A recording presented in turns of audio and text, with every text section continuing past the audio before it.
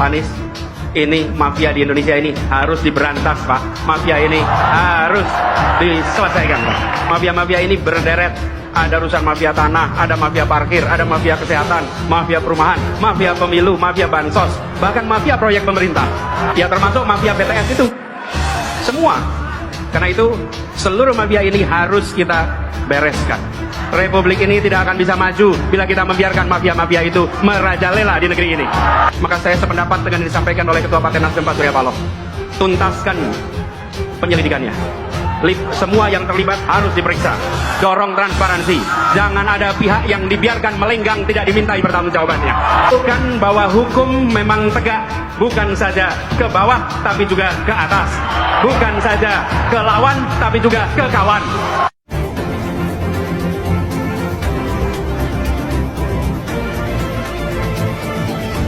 Demokrasi yang tersandra oleh sang penguasa. Di penghujung pemerintahannya, Jokowi berusaha membangun kekuatan yang menurutnya bisa melanjutkan program-programnya, setidaknya bisa menyelamatkan dosa politik dan keluarganya selama menjabat sebagai presiden. Terlalu banyak dosa dan kejahatan yang tidak bisa ditutupi selama menjadi presiden, membuat hatinya tidak pernah tenang, selalu diselimuti ketakutan dan kecemasan. Sebagai seorang presiden yang mau lengser seharusnya bersikap negarawan dan netral sebagaimana yang terjadi pada presiden-presiden sebelumnya, dan dalam sejarah bangsa ini hanya Jokowi yang mau habis masa jabatannya sibuk urusan copras-capres, dan terlibat langsung untuk menentukan calon yang diusungnya, apalagi mengendos capres tertentu. Ada beberapa indikator bagaimana ketakutan Jokowi terhadap masa depan dinilai sangat menakutkan. Jokowi tentu tak ingin kasus mantan Presiden Amerika Serikat Donald Trump yang dijebloskan ke penjara itu terjadi pada dirinya. Inilah manuver Jokowi sebagai bentuk ketakutan akan masa depannya. Pertama, upaya terus mencari cara untuk menunda pemilu atau perpanjangan masa jabatan. Jokowi dengan melibatkan pihak istana terus menggalang dukungan dari musra yang dimotori oleh Luhut, Bahlil, Bamsud dan Lanyala untuk menunda pilkada atau perpanjangan masa jabatan selama 3 periode, sebelum akhirnya ditenggelamkan oleh rakyat. Kedua, skenario capres hanya diisi 2 pasangan agar mudah dibuat kecurangan oleh KPU. Jika hanya 2 calon, suara bisa dibalik, seperti yang terjadi pada 2019, dengan majunya 3 kandidat, Prabowo, Anies dan Ganjar. Akhirnya skenario ini juga gagal. Ketiga, skenario semua capres adalah all Jokowi's men. Sejak awal, Jokowi tidak menyukai kiprah Anies, karena Anies akan menggagalkan semua impian Jokowi, maka Anies harus dihalangi untuk maju. Berbagai upaya dilakukan Jokowi terhadap KPK, KPU, dan Partai Demokrat Muldoko, namun sepertinya langkah ini juga akan berantakan, karena Anies akan lolos sebagai capres. Keempat, kasus KM50. Jika Jokowi lengser, dan tidak punya pengaruh, hampir bisa dipastikan akan diusut lagi. Selama Jokowi berkuasa, kasus KM50 tidak mungkin bisa diselesaikan secara serius. Karena akan melibatkan banyak petinggi Polri dan TNI, mungkin juga termasuk Jokowi sendiri. Kelima, kasus tragedi 21 hingga tanggal 22 Mei tahun 2019 yang menewaskan 894 pejabat KPPS yang meninggal secara misterius, akan diusut kembali. Keenam, kasus korupsi putra Jokowi, Gibran dan Kaisang yang dilaporkan Ubaidillah Badrun ke KPK, tapi tidak diusut, akan diselidiki lagi. Ketujuh, kasus mega skandal senilai 349 triliun rupiah di Kemenkeu yang diprediksi melibatkan orang dekat Jokowi. Kedelapan, penerbitan Perpu tentang lahirnya Pancasila dan Undang-Undang Ketenagakerjaan, diduga kembali diusut karena pesanan dari pihak tertentu. Kesembilan, kasus ijazah palsu dipastikan akan terus dipermasalahkan. Kesepuluh, kasus kriminalisasi ulama, termasuk yang dibunuh, akan terus diusut.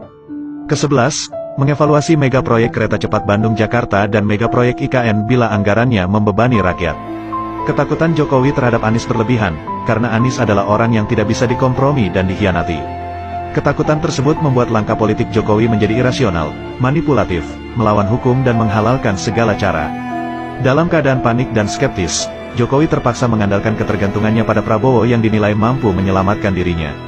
Namun Jokowi kurang percaya dengan Prabowo, karena Prabowo bukan tipe orang yang mudah diatur. Dalam situasi ini, Prabowo berusaha tetap menempel terus pada Jokowi, agar Jokowi lebih nyaman dan percaya padanya. Dalam keadaan resah, Jokowi mengambil langkah baru, yakni membentuk koalisi besar partai-partai pemerintah.